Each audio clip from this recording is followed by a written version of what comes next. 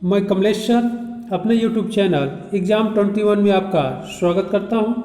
इस भाग में हम लोग भारतीय इतिहास के महत्वपूर्ण टॉपिक मौर्य काल से संबंधित इम्पॉर्टेंट प्रश्नों को देखेंगे, जो आपके exam Uttar Pradesh GIC lecturer and TGT, PGT अथवा एलटी ग्रेड एग्ज़ाम के लिए बहुत ही इम्पॉर्टेंट है।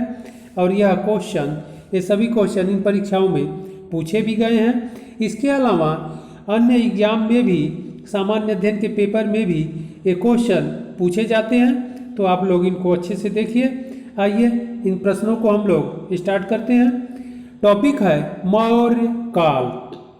पहला प्रश्न है, बराबर समूह के किस गुफा पर अशोक का अभिलेख उत्कीर्ण नहीं है? ऑप्शन ए है कर्ण चोपड़ा गुफा, ऑप्शन बी है सुदमा गुफा, ऑप्शन सी है लोमस ऋषि गुफा और ऑप्शन डी है विश्व झोपड़ी गुफा। तो इसका सही आंसर होगा सी। अगला प्रश्न है, अशोक के निम्नलिखित किस अभिलेख में दक्षिण भारत के 5 राज्यों का उल्लेख मिलता है? तो यहाँ पर ध्यान रखना है कि अशोक के दक्षिण भारत के 5 राज्यों का उल्लेख उसके शिलालेख द्वितीय यानी दूसरे शिलालेख पर मिलता है। तो इसका सही आंसर होगा ए। तो इसका सही आंसर ए होगा, यानी शिलालेख 2। आपके एग्जाम पीजीटी में भी पूछा गया है, आश्रम पद्धति जीआईसी आश्रम पद्धति के एग्जाम में भी पूछा गया है, यूपी पीसीएस में भी यह क्वेश्चन आ चुका है, आरओ में भी ये क्वेश्चन पूछा गया है, आईएएस के प्री एग्जाम में भी सामान्य अध्ययन के पेपर में पूछा गया है। बहुत इंपॉर्टेंट क्वेश्चन है, आप लोग अच्छे से देखिए कि अशोक के किस अभिलेख में दक्षिण भारत के 5 राज्यों का उल्लेख मिलता है? तो द्वितीय शिलालेख में। अगला प्रश्न है, अशोक के किस अभिलेख पर मोर का उत्कीर्णन किया गया था? ऑप्शन ए है लवहरिया नंदनगढ़ स्तंभ लेख, ऑप्शन बी है रामपुरवा का सिंह स्तंभ, ऑप्शन सी है दिल्ली टोपरा स्तंभ और ऑप्शन डी है सारनाथ स्तंभ। तो इसका सही आंसर होगा ए। अगला प्रश्न है, मौर्यों के समय समाहर्ता का क्या कार्य था? बहुत इंपॉर्टेंट क्वेश्चन है। ऑप्शन ए है वह सैनिक अधिकारी था, ऑप्शन बी है वह कोष विभाग का एक अधिकारी था, ऑप्शन सी है वह एक न्यायिक अधिकारी था और ऑप्शन डी है वह राजस्व संग्रह करता था। तो इसका सही आंसर होगा डी, वह राजस्व संग्रह करता था। अगला प्रश्न है, मौर्यों के समय कंटक शोधक न्यायालय का न्यायाधीश किस नाम से जाना जाता था? बहुत इंपॉर्टेंट क्वेश्चन है। ऑप्शन ए है मुख्य न्यायाधीश, ऑप्शन बी है धर्मस्थ, ऑप्शन सी है पौर व्यावहारिक और ऑप्शन डी है प्रतिष्ठा। तो इसका सही आंसर होगा डी। अगला प्रश्न है, मौर्य शासन व्यवस्था में रूपदर्शक नामक अधिकारी था। रूपदर्शक नामक अधिकारी था, ऑप्शन ए है सिक्कों का परीक्षक, ऑप्शन बी है चांदी तथा अन्य धातुओं का परीक्षक, ऑप्शन सी है रंगमंच का प्रबंधक, ऑप्शन डी है गणिकाओं का प्रभारी। तो इसका सही आंसर होगा ए, सिक्कों का परीक्षक। जबकि ध्यान रखिएगा, रूपदर्शक नाम से ऐसा लगता है कि रंगमंच का प्रबंधक हो सकता है अथवा गणिकाओं का प्रभारी भी हो सकता है। एग्जाम में इस तरह के ऑप्शन दे करके आप लोगों से गलत कराता है, तो आप ध्यान रखिएगा। यह क्वेश्चन बहुत इंपॉर्टेंट है, आयोग द्वारा भी पूछा गया है, आईएएस के प्री एग्जाम में भी कई बार यह क्वेश्चन आ चुका है, Uttar Pradesh PCS UP PCS के एग्जाम में भी आ चुका है। तो रूपदर्शक नामक अधिकारी बहुत इंपॉर्टेंट है, सभी परीक्षाओं में पूछा जाता है। तो यह सिक्कों का परीक्षक होता था। न कि रंगमंच का प्रबंधक, न कि गणिकाओं का प्रभारी। अगले प्रश्न की ओर हम लोग बढ़ते हैं। अगला प्रश्न है, किसने अपने ग्रंथ में मुद्रा जालसाजों को संदर्भित किया है? ऑप्शन ए है कौटिल्य, ऑप्शन बी है मनुस्मृति, ऑप्शन सी है पाणिनि अष्टाध्यायी, ऑप्शन डी है पतंजलि महाभाष्य। तो इसका सही आंसर होगा ए कौटिल्य अर्थशास्त्र। मुद्रा जालसाजों को संदर्भित किया गया है। बहुत इंपॉर्टेंट क्वेश्चन है, आपके पीजीटी के एग्जाम में पूछा भी गया है। अगला क्वेश्चन है, सम्राट अशोक की निम्नलिखित रानियों में किसका नाम उसके अभिलेख में उल्लिखित है? ऑप्शन ए है करुआकी, कारुआकी, ऑप्शन बी है तिस्य रक्षिता, ऑप्शन सी है महादेवी और ऑप्शन डी है कुमार देवी। तो इसका सही आंसर होगा ए कारुआकी। बहुत इंपॉर्टेंट क्वेश्चन है। अशोक के सम्राट अशोक, मौर्य शासक सम्राट अशोक के ओनली वन वाइफ यानी सिर्फ एक पत्नी का नाम उसके अभिलेख में मिलता है, अन्य किसी पत्नी का नाम उसके अभिलेख में नहीं मिलता है, और जिसका नाम मिलता है वह पत्नी है कारुआकी। बहुत इंपॉर्टेंट है, ध्यान रखिएगा आप लोग। अगले प्रश्न की ओर हम लोग बढ़ते हैं। क्वेश्चन है, अशोक के निम्नलिखित उत्तराधिकारियों में से किसने देवा नाम प्रिय उपाधि का प्रयोग किया था? ऑप्शन ए है दशरथ, ऑप्शन बी है संप्रति, ऑप्शन सी है कुनल और ऑप्शन डी है सुयश। तो इसका सही आंसर होगा ए दशरथ ने, क्योंकि अशोक के निम्नलिखित, तो सम्राट अशोक था वह भी देवा नाम प्रिय की उपाधि का प्रयोग करता था। इसके अलावा अशोक के अलावा दशरथ इस देवा नाम प्रिय के उपाधि का प्रयोग करता था। बहुत इंपॉर्टेंट क्वेश्चन है, आपके सभी परीक्षाओं में पूछे जाते हैं, तो ध्यान रखिएगा आप लोग कि आगे एग्जाम में गलत ना हो। हम अच्छे से क्वेश्चंस को एक्सप्लेन करवा दे रहे हैं। अगला क्वेश्चन है, केवल एक ही शिलालेख है जिसमें अशोक ने करारोपण के बारे में बात की है, इनमें से कौन सा वह शिलालेख है? ऑप्शन ए है भाब्रू, ऑप्शन बी है निगाली सागर स्तंभ शिलालेख, ऑप्शन सी है रूमिन देई स्तंभ शिलालेख और ऑप्शन डी है बाराबरा गुफा शिलालेख। तो इसका सही आंसर होगा सी रूमिन देई स्तंभ शिलालेख। बहुत इंपॉर्टेंट क्वेश्चन है, ध्यान रखिएगा आप लोग। अगला प्रश्न है, निम्नलिखित में से कौन से कार्य अशोक द्वारा नियुक्त राजयोग निष्पादित करते थे? ऑप्शन ए है राजस्व कार्य, ऑप्शन बी है न्यायिक कार्य, ऑप्शन सी है धार्मिक कार्य और ऑप्शन डी है सैन्य कार्य। तो इसका सही आंसर होगा बी न्यायिक कार्य। अगला क्वेश्चन है, सीरिया का राजदूत डायमेकस किस मौर्य शासक के दरबार में आया था? ऑप्शन ए है चंद्रगुप्त, बी है बिंदुसार, सी है अशोक और डी है दशरथ। तो इसका सही आंसर होगा बी। अगले प्रश्न की ओर बढ़ते हैं। क्वेश्चन है, अशोक द्वारा बराबर गुफा का निर्माण कराया गया था। ऑप्शन ए है ब्राह्मणों के लिए, ऑप्शन बी है बौद्धों के लिए, ऑप्शन सी है जैनों के लिए और ऑप्शन डी है आजीवकों के लिए। तो इसका सही आंसर होगा डी आजीवकों के लिए। अगला प्रश्न है, जेतवन विहार कहाँ स्थित है? ऑप्शन ए है कौशाम्बी, ऑप्शन बी है श्रावस्ती, ऑप्शन सी है राजगिरी और ऑप्शन डी है नालंदा। तो इसका सही आंसर होगा बी। अगला प्रश्न है, श्रवण बेलगोला स्थित है? तो श्रवणबेलगोला स्थित है ऑप्शन ए है कर्नाटक में, ऑप्शन बी है केरल में, ऑप्शन सी है तमिलनाडु में और ऑप्शन डी है तेलंगाना में। तो इसका सही आंसर ए होगा, कर्नाटक में।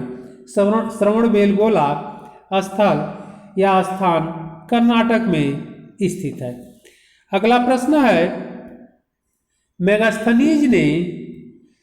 मेगास्थनीज ने भारतीय समाज को 7 वर्गों में विभाजित किया, जिसमें द्वितीय वर्ग था। तो ध्यान रखिएगा आप लोग कि मेगास्थनीज ने भारतीय समाज को 7 वर्गों में विभाजित किया था और द्वितीय जो वर्ग था वह कृषक था। अगला प्रश्न है, अशोक के किस शिलालेख में उसके कलिंग विजय का उल्लेख मिलता है? बहुत इंपॉर्टेंट क्वेश्चन है। ऑप्शन ए है 9वें, ऑप्शन बी है 11वें, ऑप्शन सी है 13वें और ऑप्शन डी है 12वें। तो इसका सही आंसर होगा सी, 13वें शिलालेख में। अशोक के 13वें शिलालेख में कलिंग विजय का उल्लेख मिलता है। बहुत इंपॉर्टेंट क्वेश्चन है, आपके सभी परीक्षाओं में लगभग पूछा गया है। अगला क्वेश्चन है, निम्नलिखित स्थानों में से कहाँ वृषभ शीर्ष वाला अशोक स्तंभ स्थित था? ऑप्शन ए है सारनाथ, ऑप्शन बी है रामपुरवार, ऑप्शन सी है संकिसा और ऑप्शन डी है सांची। तो इसका सही आंसर होगा बी। अगला प्रश्न है, निम्नलिखित में से कौन चंद्रगुप्त मौर्य के शासनकाल में सौराष्ट्र का प्रांतीय गवर्नर था? ऑप्शन ए है तुशास्य, ऑप्शन बी है पुष्यगुप्त, ऑप्शन सी है बिंदुसार और ऑप्शन डी है राधागुप्त।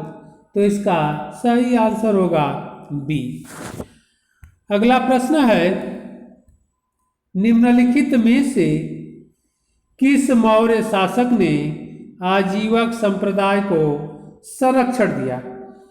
ऑप्शन ए है चंद्रगुप्त मौर्य, ऑप्शन बी है बिंदुसार, ऑप्शन सी है संप्रति और ऑप्शन डी है कुणाल। तो इसका सही आंसर होगा बी। अगला प्रश्न है,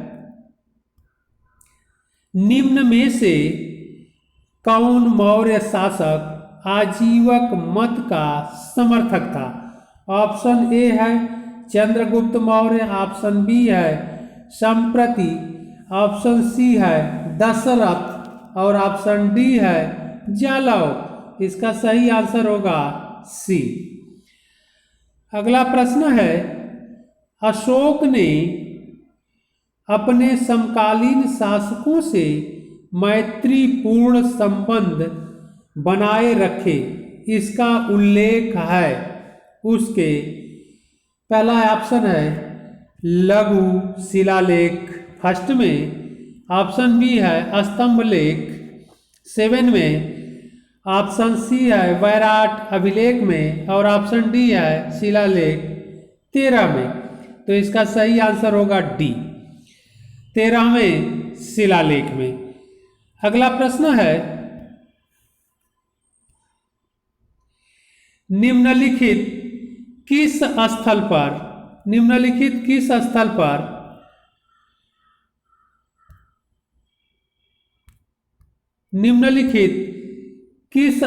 पर स्थित स्तूप अवशेषों से अशोक की पाषाण पर उद्धृत प्रतिमा उसके नाम के साथ प्राप्त हुई है?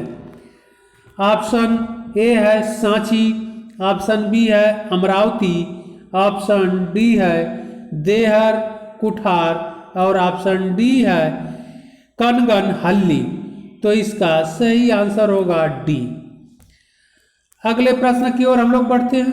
क्वेश्चन है, निम्नलिखित में से किसने नागार्जुनी पहाड़ियों की गुफाओं को आजीवकों को दान में दिया था? ऑप्शन ए है कुणाल यानी कुणाल, ऑप्शन बी है संप्रति, ऑप्शन सी है दशरथ और ऑप्शन डी है इंद्रपालित। तो इसका सही आंसर होगा सी, दशरथ। अगला प्रश्न है निम्नलिखित में से अशोक का कौन शिलालेख धार्मिक सामंजस्य के विषय में कहता है। ऑप्शन ए है द्वितीय शिलालेख, ऑप्शन बी है 12वां शिलालेख, ऑप्शन सी है 13वां शिलालेख और ऑप्शन डी है 10वां शिलालेख। तो इसका सही आंसर होगा बी, 12वां शिलालेख। अगला प्रश्न है अशोक के शिलालेखों को पढ़ने का श्रेय सर्वप्रथम किसे प्राप्त है। अशोक के शिलालेखों को पढ़ने का श्रेय सर्वप्रथम किसे प्राप्त है। ऑप्शन ए है जॉन मार्शल, ऑप्शन बी है विलियम जोन्स, ऑप्शन सी है जेम्स प्रिंसेप और ऑप्शन डी है अलेक्जेंडर कनिंघम। तो इसका सही आंसर होगा सी, जेम्स प्रिंसेप। अगला क्वेश्चन है किस अभिलेख में अशोक ने कहा है, किस अभिलेख में अशोक ने कहा है सभी संप्रदायों के सार तत्व की वृद्धि हो। ऑप्शन ए है 10वां शिलालेख, ऑप्शन बी है 6वां शिलालेख, ऑप्शन सी है 5वां शिलालेख और ऑप्शन डी है 12वां शिलालेख। तो इसका सही आंसर होगा डी। अगला प्रश्न है मौर्य युग में या मौर्य काल में पोतवाध्यक्ष किस विभाग का प्रमुख था।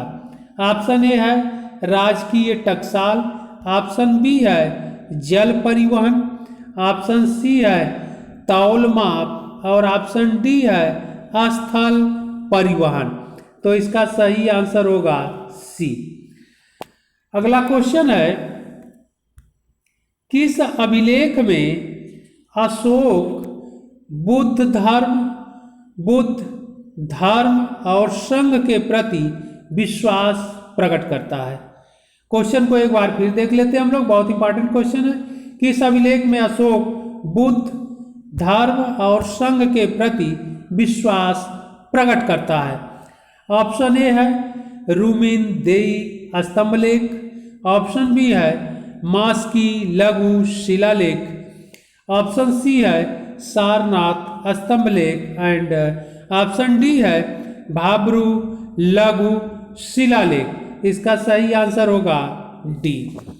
अगला प्रश्न है कौटिल्य के अर्थशास्त्र के अनुसार दीवानी न्यायालय को कहा जाता था। तो दीवानी न्यायालय को क्या कहा जाता था। ऑप्शन ए है परिहार, ऑप्शन बी है धर्म अस्थीय, ऑप्शन सी है कंटक शोधन और ऑप्शन डी है दंडाधिकरण। तो इसका सही आंसर होगा बी, धर्म अस्थीय। अगला प्रश्न है मंडल सिद्धांत में विजिगीषु के पड़ोसी राज्य को कौटिल्य ने संज्ञा दी।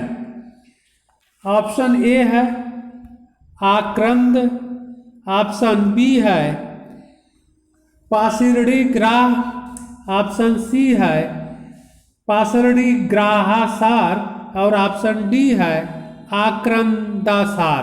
तो इसका सही आंसर है बी। अगला प्रश्न है निम्नलिखित विदेशी राजाओं में कौन अशोक का समकालीन नहीं था। तो अशोक का समकालीन नहीं था, तो इसका सही आंसर होगा डी, डेरियस सेकेंड नहीं था, क्योंकि एंटियोकस थियोस था, टालमी फिलाडेल्फस था और मगस था, जबकि डेरियस सेकेंड नहीं था। अगला प्रश्न है अशोक का सरेकुल अभिलेख स्थित है, कहाँ पर है। ऑप्शन ए है कंधार में, ऑप्शन बी है बदख्शा में, ऑप्शन सी है बैक्ट्रिया में और ऑप्शन डी है काबुल में। तो इसका सही आंसर होगा ए। अगला प्रश्न है, अधोलिखित में से किस शासक ने मूलतः सुदर्शन झील का निर्माण करवाया? बहुत इंपॉर्टेंट क्वेश्चन है, आपके यूपी पीसीएस आईएएस के प्री एग्जाम अन्य सभी एग्जामों में यह पूछा जा चुका है क्वेश्चन है, अधोलिखित में से किस शासक ने मूलतः सुदर्शन झील का निर्माण करवाया? ऑप्शन ए है तुसास्य, ऑप्शन बी है रुद्रदामन, ऑप्शन सी है पुष्य गुप्त वैश्य और ऑप्शन डी है उषावदात। तो इसका सही आंसर होगा सी। अगला प्रश्न है, मेगास्थनीज के अनुसार पाटलिपुत्र नगर एक समिति के द्वारा शासित था जिसमें सदस्यों की संख्या थी। ऑप्शन ए है 40, ऑप्शन बी है 15, ऑप्शन सी है 10 और ऑप्शन डी है 30। तो इसका सही आंसर होगा 30। तो यह महत्वपूर्ण यानी इंपॉर्टेंट क्वेश्चन मौर्य काल से रिलेट थे, संबंधित थे। आप लोग इसको अच्छे से देखिए। इसी तरह इंपॉर्टेंट क्वेश्चंस और टॉपिक के साथ फिर हम लोग मिलते हैं अगले भाग में।